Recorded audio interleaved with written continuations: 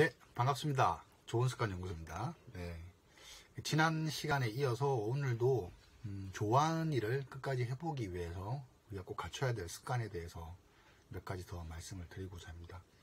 제가 얘기 드리는 습관은 저희 연구소에서 나온 이 책 안에서 제가 이제 발췌한 내용입니다. 그래서 이 중에서도 특히 이게 이제 번역가가 쓰신 책이지만 번역가가 아닌 일반인들도 뭔가 쉽게 따라할 수 있고, 그리고 이 습관을 갖췄을 때 뭐 되게 도움이 될 만한 그런 어떤 좀 노멀하고 공통적인 누구나 쓸 수 있는 그런 습관들 위주로 제가 뽑아서 여러분들께 설명을 해드리고 있습니다.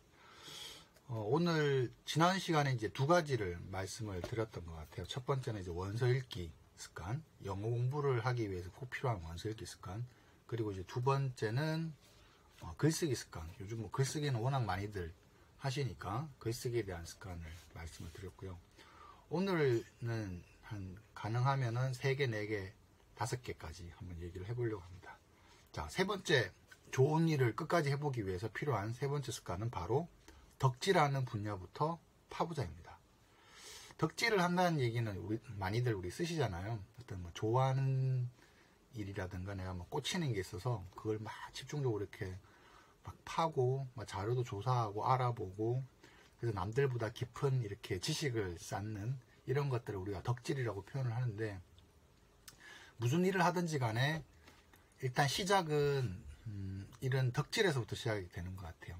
이 책 제목이 좋아하는 일을 끝까지 해보고 싶습니다라고 해서 이 좋아하는 일을 이라는 얘기를 하는데, 혹시 아직까지도 내가 좋아하는 일이 뭔지 모르겠다면 그분은 스스로 한번 이렇게 되돌아볼 필요가 있는 것 같아요. 내가 덕질을 하고 있는 분야가 혹시 있나?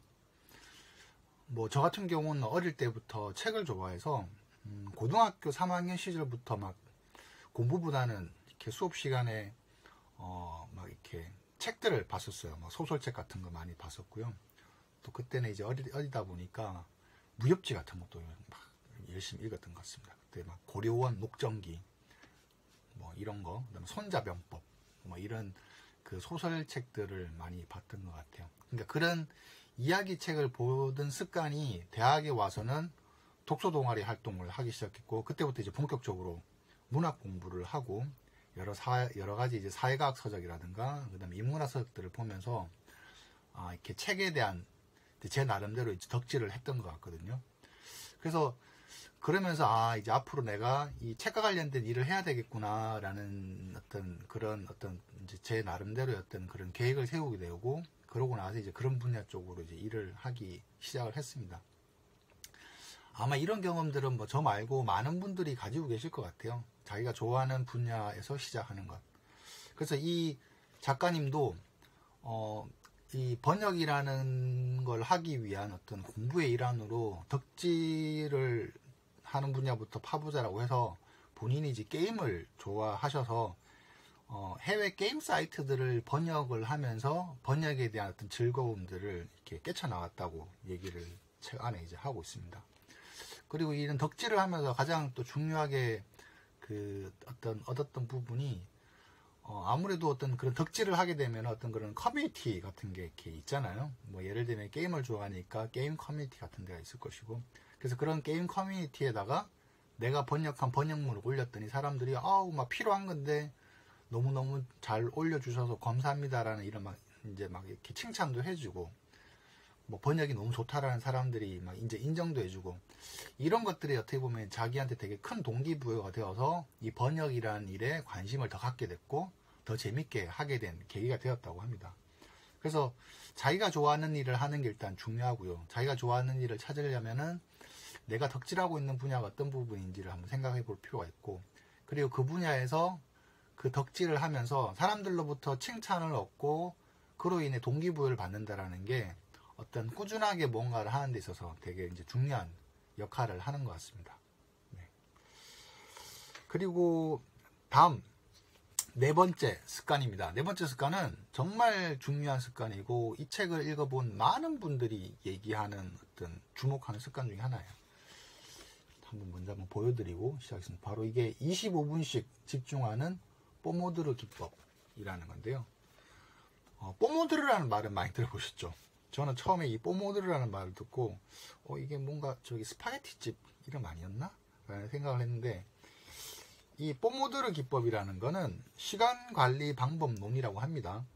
그 1980년대 후반에 프란체스코 시릴로, 아마 이탈리아 사람인 것 같아요. 프란체스코 시릴로라는 사람이 이 방법을 제안을 했답니다. 이게 뭐냐면 간단하게 얘기해서 25분씩 뭔가를 하는 거예요. 그러니까 타이머를 이렇게 맞춰놓고 25분 동안 내가 집중해서 일을 한다거나 또는 뭐 공부를 한다거나 하고 5분을 쉬고, 그리고 다시 25분을 하고 5분을 쉬고, 이제 이런 식의 어떤 시간 관리를 하는 걸 뽀모드르 기법이라고 하는데, 우리가 학교 다닐 때 이제 수업 시간이 보통 50분이잖아요. 그러니까 50분을 수업을 하고 10분을 쉬고 이제 이런 식의 패턴인데,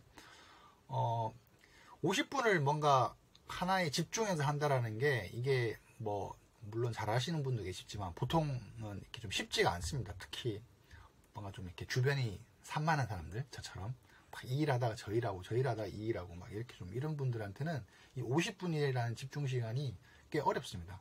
그래서 이 50분을 집중하고 10분을 쉬는 방식이 아니라 25분을 집중하고 5분을 쉬는 방식으로 했더니 되게 효율이 높아졌다라는 게 이 작가님 얘기거든요. 그래서 이 방법을 본인이 한번 그 접목을 했더니 되게 효율성이 높아졌다.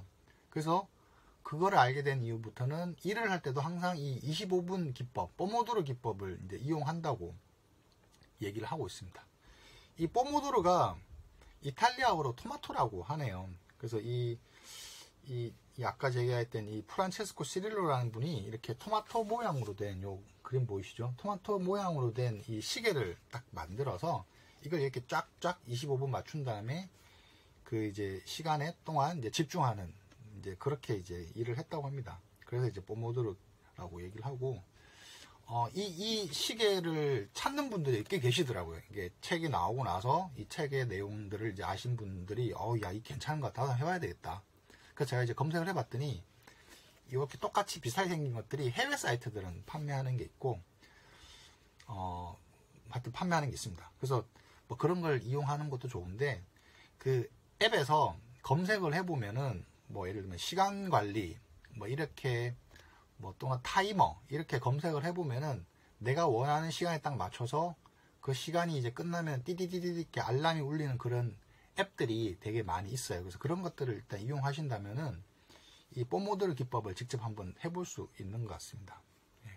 그래서 뽀모도르 기법은 말 그대로 얼마나 시간을 조금 더 잘게 쪼개서 조금 더 집중을 하느냐, 이 번역을 한다거나 또 뭐 프리랜서로 어떤 일을 하시는 분들한테는 이 시간 관리라는 게 되게 이제 중요하잖아요. 그래서 이 작가님도 그거에 대한 중요성을 얘기를 합니다. 그 다음 또 얘기할 습관은 바로 메모 습관입니다. 메모 습관. 집중력을 키우는 메모 습관. 작가님은 이 책에서, 이 책입니다. 한 번 더 보여드릴게요. 네. 이 책에서 본인이 메모를 하게 된 계기를 이렇게 얘기를 해요. 뭔가 알듯 말듯, 생각이 날 듯 말 듯 하면서도 생각 안 나는 그런 것들 있잖아요. 예. 저도 이제 요즘 이제 그런 걸 많이 겪게 되는데, 그런 것들에 대한 알 것 같은데, 생각이 안 나는 그런 막 아리까리한 그 어떤 그 고충, 그것도 큰 고충이죠. 뭔가 이렇게 막 생각날 것 같은데 안 나는, 답답하잖아요. 그 순간만큼은. 그런 고충들을 없애기 위해서 메모를 시작을 하게 했는데, 메모를 하다 보니까 자기 일 또는 자기 생활과 관련해서 어떤 패턴들이 있더라는 겁니다. 그게 첫 번째가 바로 일단 사야 할 것에 대한 메모. 그래서 우리가 생활하다 보면은 뭐 이렇게 많이 사잖아요. 예.